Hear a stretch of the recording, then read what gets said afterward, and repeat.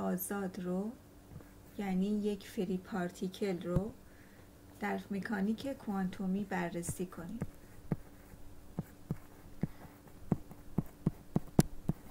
وقتی در مورد یک ذره آزاد حرف میزنیم یعنی پتانسیل ما برابر با صفره، انرژی پتانسیل برابر با صفره. پس معادله شرودینگر مستقل از زمان که به این ترتیب هست منفی h⁻² به روی 2m d2 به dx2 سای x به علاوه vx در سای x مساوی با e در سای x، این قسمت برابر با صفر خواهد شد. با آوردن ای به این سمت چپ معادله و ساده سازی میرسیم به این معادله که میشه d2 به dx2 به علاوه 2 تا m e به روی h⁻² در سای x برابر با صفر.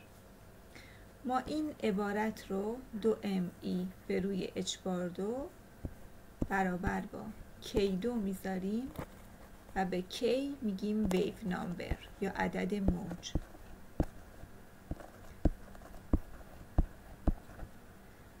چرا؟ چون جوابهای این معادله جوابهای موجی هستند که ما به این ترتیب میتونیم بنویسیم: سایه مثبت و منفی x برابر با a مثبت. جوابهای معادله موج هم به صورت تابع های اکسپوننشیالی هستند: i kx به علاوه i منفی e به توان منفی i kx. در واقع این نماینده موجی هست که به سمت راست حرکت میکنه و این قسمت نماینده موجی هست که به سمت چپ حرکت میکنه.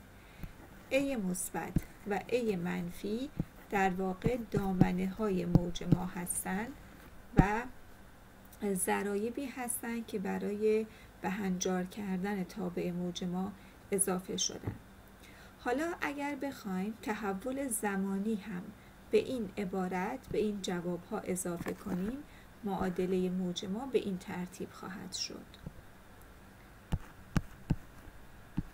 سایه مثبت و منفی x و t برابر خواهد شد با a مثبت e به توان a k x منهای اومگا t به علاوه a منفی e به توان منفی i k x به علاوه اومگا t که اومگا در این عبارت برابر خواهد بود با انرژی موج من تقسیم بر h بار که ما با تعریفی که از k داشتیم که برابر بود با رادیکال 2 تا m e به روی h بار به توان 2 میتونیم اومگا رو هم بر حسب k بنویسیم که در واقع جواب موج ما به صورت یک عبارتی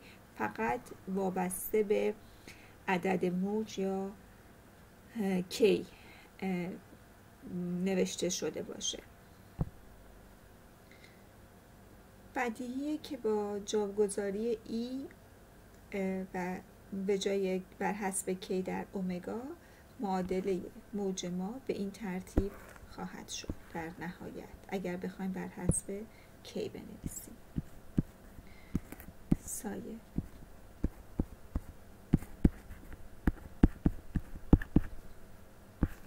a مثبت در e به توان a kx منهای k2 h بار t به روی 2m علاوه A منفی به توان منفی آی kx به علاوه این عبارت k2 h بار به روی 2m در t. در واقع A مثبت و A منفی همونجور که گفتیم در واقع دامنه یه موج رو به ما میدن و اگر این دامنه ها رو به توان 2 برسونیم نماینده شدت موج هستن. حالا از این تابع موجیه که این تابع موج کامل برای یک ذره آزاد هست که در حال حرکت در جهت x هست. ما اینجا در تک بعد گرفتیم. حالا اگر تک بعد من اینجا r بشه میتونیم به جای این x ها عبارت r رو اضافه کنیم و در 3 بعد باشه. برای این تابع موجی که منتسب به یک ذره آزاد هست در فضای تک بعدی که رسیدیم به این تابع موج میشه عبارتهای دیگری هم استخراج کرد. میتونیم تابع احتمال، سرعت حرکت موج، سرعت حرکت ذره رو به دست بیاریم و همه اینها رو با هم دیگه مقایسه کنیم که ما اینجا فقط قصدمون این بود که تابع موج یک ذره آزاد رو در مکانیک کوانتومی استخراج کنیم.